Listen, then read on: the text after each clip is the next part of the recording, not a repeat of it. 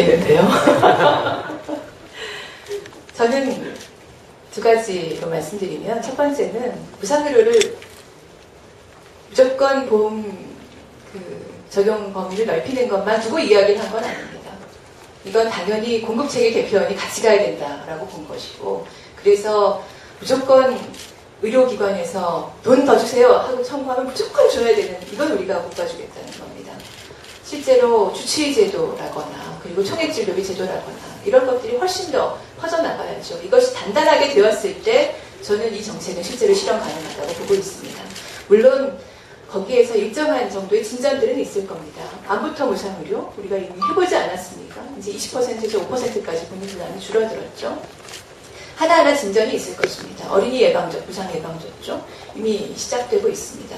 저는 여기에서 우리가 어떻게 이 공급체계 개편을 만들어 나갈 것인가가 굉장히 중요하고, 그걸 시민들께서 만들어 주셔야 됩니다. 함께 만들어 나가지 않고 지금 상황에 맡기게 되면 그런 우려가 저는 있을 수 있다고 보고 있습니다. 그러나 여전히 무상의료는 우리가 지향해야 될 과고, 왜냐하면 아픈데 그건 서럽지 말아야 되는 거잖아요. 저는 이 점에서 적극적으로 추진해 나가야 될 것이라고 생각합니다. 두 번째는, 그래서 저는 민주당이 산무 일반을 얘기한 거에 대해서 참 잘했다 이런 평을 드렸습니다. 일단 출발이 좋다라고 본 거고요. 두 번째는 당연히 이건 증세로 이어져야 된다고 생각합니다.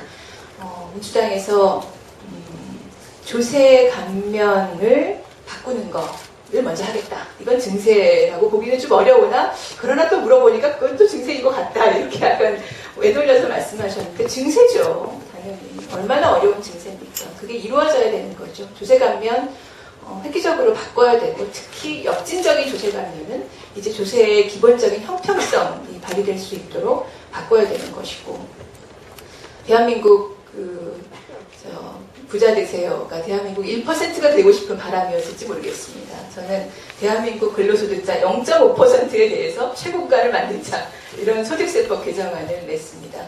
이런 방식으로 좀 더 많은 분들이 좀 더 많은 세금을 내게 하는 게 지금의 우리의 정의를 실현시켜 나갈 수 있는 방법이다라고 볼 수 있습니다. 그래서 복지정책에 대해서는 기본적으로 저희가 그 취지를 어떻게 실현시켜 나갈 것인가, 힘을 어떻게 키울 것인가, 이것이 문제고, 두 번째는 증세는 필연적이다라고 보는 겁니다. 증세는 먼저 하셨는데 증세는 조금 있다 하고요. 바깥등록금 어떻게 실현시킬까, 사실 고민이 무지하게 많습니다. 등록금을 당장 현실은, 우리 현실은 등록금 5%까지 올리는 거 지금 받겠다는 거에 머물러 있지 않습니까? 많은 국가재정이 필요하죠. 현실적으로 아마 국립대를 반값 등록금을 하고 나머지를 국가재정에서 채우고, 또 사립대에서도 가령 기초생활보장이라든가 소득 하위 한 20% 정도만 보전을 한다고 해도 한 해에 지금 3조 5천억 원 정도가 조금 넘는 걸로 저는 기억이 나는데, 상당한 돈이 들어갈 겁니다.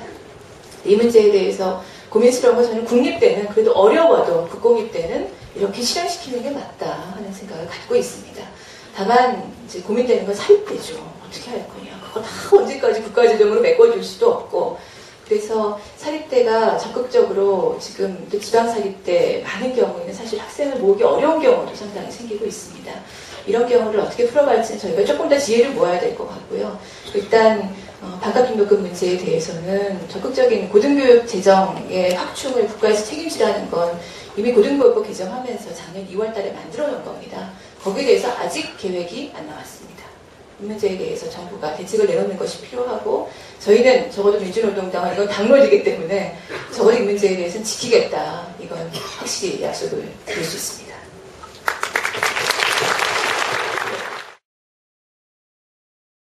싶은 데를 못 낳는 경우가 있죠. 낳기 싫은 사람 복지로 낳는 건 안 되는 거죠. 그죠? 우리 이 대표님 한번 말씀해 주시죠.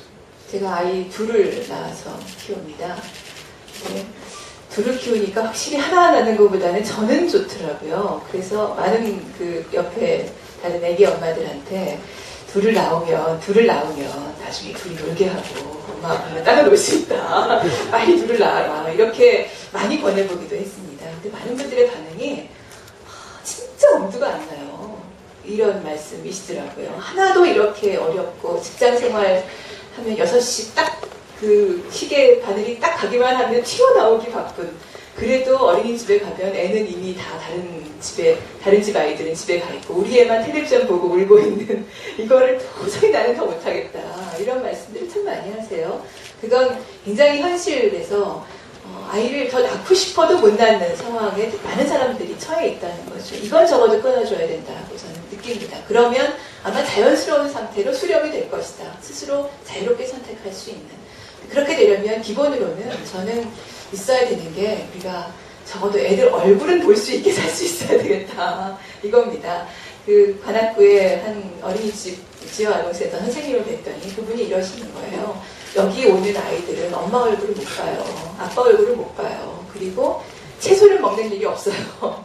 왜냐하면 다 자기가 챙겨 먹어야 되고, 누구도 그거를 엄마 아빠가 해줄 수 있는 게 아니고 마을도 해줄 수 없기 때문에 결국 지역아동센터에 오는 게 아니면 이 아이들은 가공식품 밖에, 라면밖에 먹는 게 없어요. 이런 말씀을 하시는 거예요.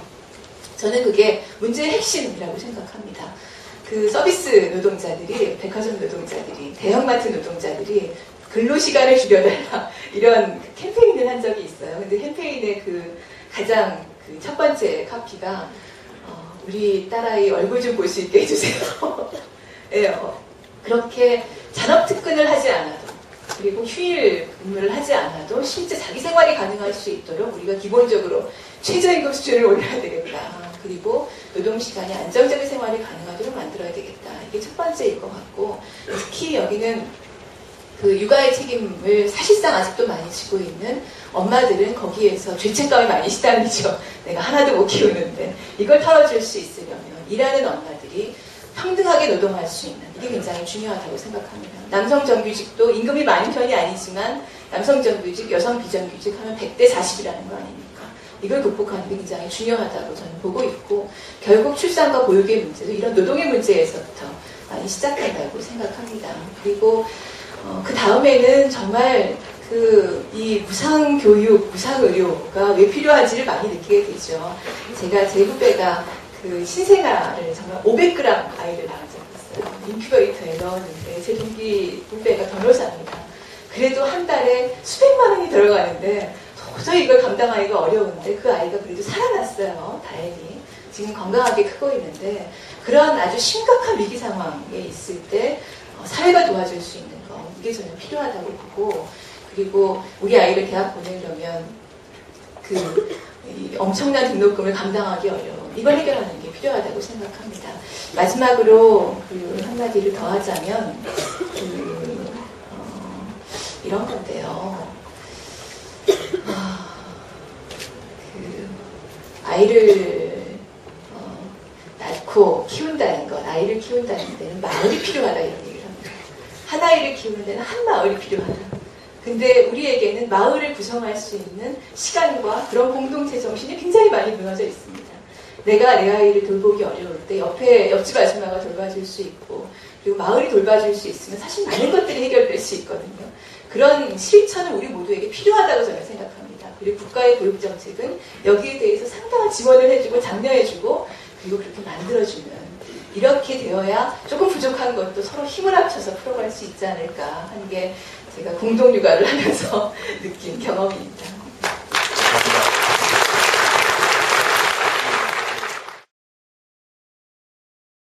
순서대로 우리 대표님 제가 먼저 할까요? 프랑스의 사회주택에 관한 한 책을 읽은 적이 있는데, 프랑스에서 건축을 하시는 우리나라 분이신데, 임대주택을 한 50대 남성이 편지를 보냈답니다. 우리 어머니가 이 공공임대주택에 살면서 나를 낳았다. 내가 여기서 계속 살았다. 그런데 우리 어머니가 돌아가셨다. 내가 여기 계속 살 수 있겠냐. 이렇게 주택청에 편지를 보냈다고 해요. 주택청에서 당신은 살 수 있는 권리가 있습니다. 이랬다는 겁니다. 그렇게 한 세대, 두 세대를 넘어가면서 뭔가 사회가 제공하는 그 주택에서 살 수 있다면 좀 더 이 주택의 문제는 달라질 거라고 생각합니다. 프랑스의 임대주택 공급 비율이 적어도 물론 여러 가지 노후했다거나 관리가 안 되고 있다거나 문제들이 늘 생겨나기는 하지만 수십 % 수준이 됩니다. 우리나라의 임대주택 수준은 지금 공공임대주택은 4.2%인가요? 수치가 아마 그럴 것입니다.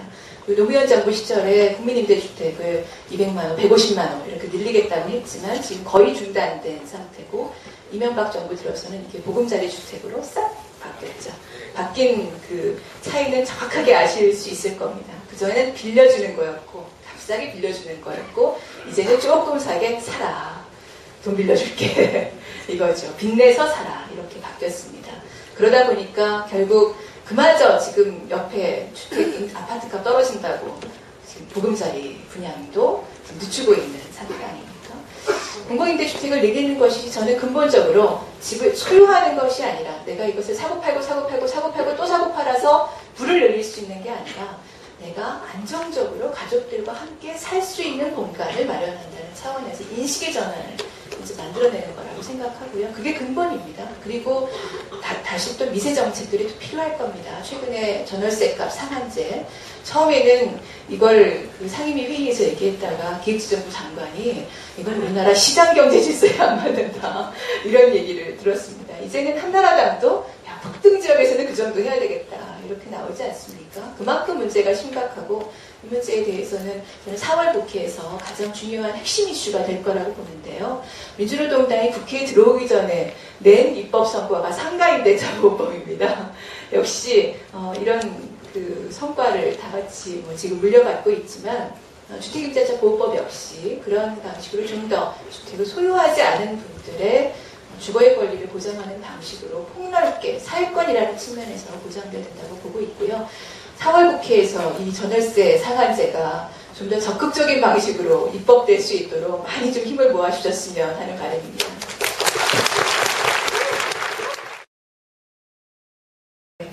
어디서부터 할 거냐 이게 저희의 가장 큰 고민입니다. 실제로 재원을 어디서 확보할 거냐 쓸 게 지금 무지하게 많기 때문에 첫 번째로 가장 쉽겠다 제가 생각하는 건 여러분 혹시 다자녀 추가공제라고 아세요? 예. 그 아이 둘을 낳으면 50만 원을 내 세금에서 깎아줬습니다. 그리고 아이 셋 이상 되면 한 아이당 100만 원씩을 더해서 세금에서 깎아줬습니다. 지금 그게 이제 2배로 늘어났습니다. 그래서 두 아이면 100만 원, 세 아이부터면 200만 원 이렇게 깎아줍니다. 작년 기준으로 해서 도대체 이게 어떻게 계층별로 효과가 가는 것일까를 저희가 또 다 꼼꼼히 일일이 다 계산을 해봤죠. 그랬더니 소득 하위 10%인 분들은 이것을 실제로 이용해서 그 세금이 깎여진 것이 1인당 3원이었습니다. 상위 10%는 38,000원이었어요. 1인당. 근데 이 범위가 2배로 늘어난 겁니다. 실제로 보육정책, 출산 장려한다 하면서 다자녀 추가공제라는 걸 정부는 어쨌든 이거는 약속한 거니까 서민정책이고 해야 되겠다라고 하지만 실제로 그 효과는 이 상위계층에 많이 집중이 됩니다. 이런 역진적인 거죠. 세금이라는 건 원래 돈 많이 내는 분한테 좀 더 걷고 그리고 돈이 없는 분들한테 더 쓰고 이렇게 하는 게 조세정책과 재정정책의 이 형평성의 개념인 건데 그래서 내가 원래 가지고 있는 재산과 내가 벌어들이는 것보다 나는 없는 사람은 조금 더 혜택을 보고 뭐 이렇게 맞추자는 건데 지금 그 균형이 완전히 사라지고 있는 거죠. 저는 이 정도는 이거 그냥 깎아주지 말고 그 소득 하위 3%, 소득 하위 10%한테 6원 더 내세요 라고 한다고 해서 문제될 거 없다. 다 그냥 받아서 정말 어려우신 분들한테 하위 계층부터 하나하나 채워가면서 아동수당 드리는 게 낫겠다. 그치 이렇게 가능합니다. 그렇게 해서 다자녀 추가공제 깎아주는 게 2년 하면은 1,800억 원 정도 되거든요. 상당한 규모입니다. 교육비 공제, 의료비 공제 다 마찬가지입니다. 상위 계층과 하위 계층을 구분을 해서 보면 뭐 절반 정도를 잘라서 본다고 생각하면 그러니까 하위 70%, 상위 한 30%를 잘라서 보면 의료비는 지금 거의 의료비 공제는 14배 차이가 납니다. 이 상위 계층이 훨씬 더 공제를 많이 받는 겁니다. 이런 식으로 조세감면 제도가 역진적이기 때문에 이걸 바꾸는 건 우리 국민들이 상세하게 알기만 하면 어려운 게 아니다. 이렇게 봅니다. 그리고 나서 물론 이거 가지고 부족합니다. 이렇게 하면 기본적으로 우리가 보편적인 무상의료, 무상교육의 기본을 채울 수 있을 겁니다. 따져보니까 아마 그 의료비를 건강보험 보장성을 한 80%까지 높인다고 생각하면 지금 62%거든요. 그거를 높인다고 생각하면 그러면 한 적어도 3분의 1 정도는 그렇게 해서 의료비 공제를 바꾸는 것만으로도 충당이 가능하더라고요. 어려운 문제는 아니더라고요. 그렇고 또 남는 것은 소득세, 또 법인세에 대해서 기본적으로 최고 구간 정도를 저는 이제 만들 때가 됐다고 생각합니다. 심지어 이건 한나라당 안상수 대표도 만들자 이렇게 얘기를 했던 겁니다. 어느 세율까지 올릴 것이냐가 문제인 것이고요. 그리고 부족한 것은 아직도 비어있는 것들이 있습니다. 가령 금괴 이런 거 이제 파악이 안 됩니다.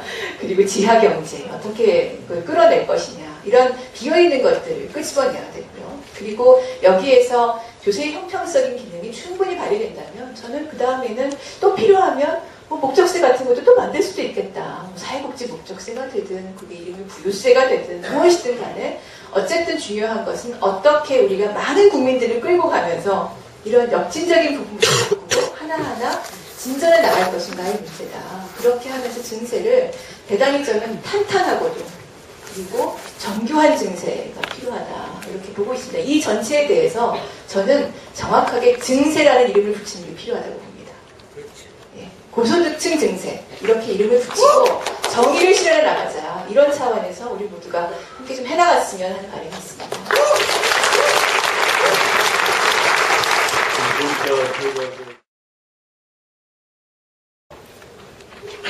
유 대표님 말씀에 이어서 몇 가지를 말씀드리면 노무현 정부 시절에 그래도 노동 문제에 대해서 이후를 위해서 좋은 일을 한 것이 있다면 저는 일부나마 대법원에서 노동 문제에 대해서 긍정적인, 진보적인 또는 민주주의와 인권에 기초한 정도의 판결을 내릴 수 있는 법관들을 일부 임명해 주신 그것이 이후를 위해서 저희한테는 그래도 단 하나의 이 솟아나올 구멍이 된 게 아닌가 생각합니다.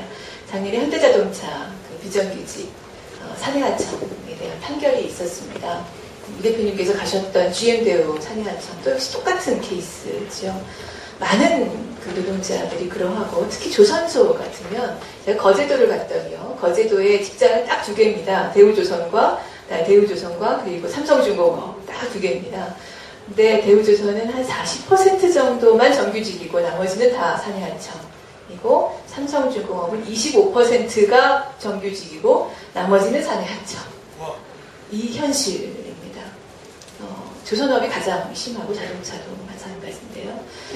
이것들이 지금까지 아무런 통제도 받지 않은 상태에서 거의 관행화되다시피 했던 겁니다. 지난 대법원 판결은 딱 요거 하나를 한 사람을 구해줬습니다. 딱 한 사람을. 대법원 이 사법부가 가지는 그 기능이라는 것은 작은 구멍을 하나 딱 뚫으면 그게 팍 터질 수 있게 벽이 무너질 수 있게 한다는 게 사법부가 가지고 있는 가장 중요한 권력이죠. 그런데 이게 끊임없이 저항에 부딪힙니다. 현대자동차는 아직도 한 사람에 대한 판결 아니냐. 한 사람만 사내하청을 정규직으로 바꿔주면 되지. 나머지 몇천 명을 우리가 어떻게 책임지란 말이냐. 이러고 아직도 버티고 있습니다. 그러면서 그 비정규직의 정규직화를 위해서 대화하자고 했던 사람들은 지금 체포, 구금, 그리고 수 10억 원의 손해배상, 가압류 이렇게 들어옵니다. 이 바늘구멍 같은 이 송곳으로 뚫린 작은 구멍을 어떻게 넓힐 것이냐 하는 게 지금 우리에게 닥쳐진 과제라고 생각합니다. 이것을 뚫어낼 수 있다면 우리가 정말 진보 정당으로서 함께 힘을 합쳐서 뭔가 지금의 우리가 어려운 상황을 그래도 극복해 나가는 동지애를 좀 더 쌓을 수 있다고 생각하고 저는 이 일이 올해 아주 적극적으로 이루어지기를 기대합니다. 아쉬운 것들은 사실 많습니다. 지난 우리가 참여정부, 국민의 정부에서 권력을 가졌습니다. 그런데 그 권력을 내놓는 것이 굉장히 중요한 정권의 성과였죠. 저는 대단히 좋은 일이었다고 생각합니다. 그런데 내놓자마자 시민들이 그것을 가져가기 전에 그리고 노동자와 농민들이 그것을 함께 나눌 수 있도록 되기 전에 가져가 버렸습니다. 누가? 검찰이 가져갔죠. 그리고 경찰이 가져갔습니다. 그리고 사용자들이 가지고 갔습니다. 지금 김진숙 민주노총 부산본부의 지도위원께서 지금 70 며칠째인가요? 지금 한진중공업의 크레인에 올라가 계신데 그 크레인이 바로 여러분께서 기억하실지 모르겠는데 돌아가신 MBC의 정은임 아나운서가 김주익 당시 노동조합 지부장이 스스로 129일을 있다가 외로움에 못 견뎌서 크레인 안에서 목을 맨 바로 그 크레인입니다. 그 크레인에 누구도 그 이후로는 노동조합 누구도 감히 무서워서 올라가지 못했습니다. 그리고 거기에서 그 죽음의 그림자가 드리워진 것을 누구도 벗어나지 못했습니다. 김진숙 씨가 올라가서 지금 나는 죽지 않겠다. 우리 함께 살자 이야기하고 있는 것이죠. 김주익 씨가 그렇게 된 건 우리가 기준을 정해주지 않고 노동자와 농민들과 우리 서민들을 위해서 함께 이 제도를 바꿔놓지 못한 상태에서 사용자들을 가져가 버린 권력이 바로 직접적인 손배가음으로 다가왔기 때문입니다. 한 노동자가 산업특근해서 고작 200만 원, 300만 원 받는 50대 노동자에게 20억 원의 손해배상 가압류가 맞다고 생각해 보십시오. 누가 버틸 수 있겠습니까? 노동자들의 죽음의 혁명은 그렇게 시작됐습니다. 저는 이것을 우리가 그동안 이 권력을 가져갔던 그 사람들로부터 다시 우리들로 가져오는 그 작업이 굉장히 중요하다고 생각합니다. 근데 한 번 간 것이 쉽게 오지 않습니다. 저는 단단히 결심해야 한다고 생각합니다. 그리고 우리가 민주주의와 인권의 원칙을 천명하고 분명히 세워서 사회적 합의를 통해서 그 문제를 확고하게 끌어오지 않는다면 이미 어려워진 문제는 해결되기 매우 지난한 상황이라고 생각합니다. 이번 2011년 그리고 2012년 저는 우리들 사이의 연대의 가능성 또 단합의 가능성 또 더 높은 질 높은 손을 잡는 가능성이 바로 여기에서 시작하리라고 생각되고 함께해 주신 여러분들께서 마음을 모아주시기를 그래서 김진숙 지도위원께 트위터를 하고 계시다면 진숙하로입니다. 격려의 문자를 트위터 멘션을 하나 날려주시고 쌍용자동차 노동자 여러분들께 마음을 전해주시고 또 아이들과 함께하고 계신 박혜경 가수께서 훨씬 더 가수 활동을 잘할 수 있도록 많이 노래방에서 노래를 많이 불러주시고 격려해 주시길